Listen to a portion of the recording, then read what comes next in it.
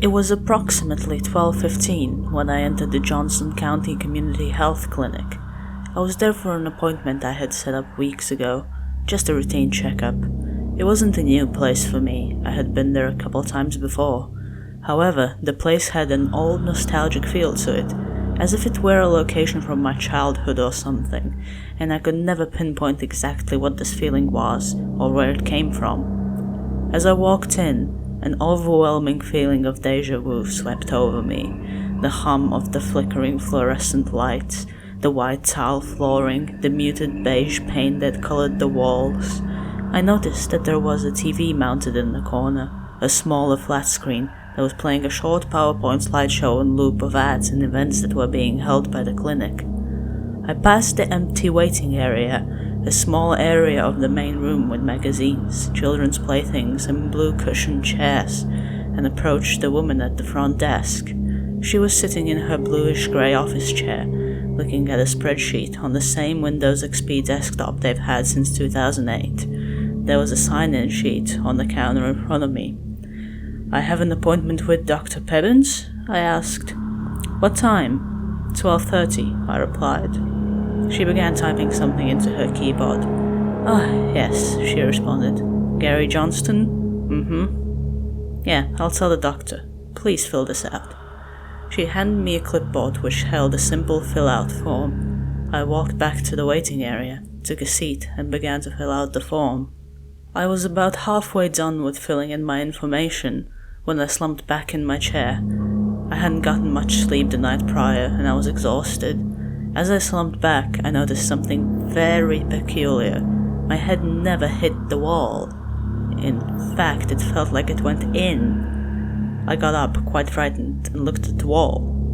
Nothing. Not a single hole or dent had been made in the wall by my head, so I reached to touch the wall, and my fingers went through it. I recoiled in shock. What the hell was that, I thought, as I reached to touch the wall again, only to find my fingers clipped through once more. Then, suddenly, I lost my balance, tripped, and fell directly through the wall. I fell face first onto some dirty tan carpeting. Upon getting back up, I realized that I was in a completely different room. Well, not really a room per se, more so a set of rooms, all of which connected by openings. The walls were covered in gross tan patterned wallpaper, and there was also an overwhelming stench of moist carpet.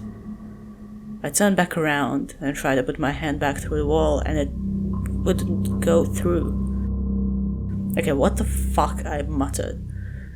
I looked back into the room. There were no windows, no doors, nothing on the walls other than that disgusting wallpaper, of course. It was completely empty, aside from a singular plastic blue school chair. At this point, the only thing going through my mind was fear, and the repeating thought of, "I need to leave," on loop in my head. I started running through the rooms, desperately trying to find an exit, but to no avail. There was no exit. Was this my permanent location until I died? No, there had to be a way out. I wasn't just going to be left here, right? Eventually someone would notice that I was gone. But nobody did. Then, in the distance, I heard footsteps, but not those of a human's. At least not a normal human. Alongside the footsteps was a gurgling snarl, like that of an angry animal. I began to run. I ran as fast as I could from whatever the hell was approaching me. I didn't want anything to do with it. I ran for what seemed like forever, but I was always back in the same room I started in. At least it looked like the same room, not that I could tell them apart. So I sat down, defeated. A feeling of dread filled my body as I started to cry. I was going to die here. I'm still there. I haven't left. I've accepted my fate.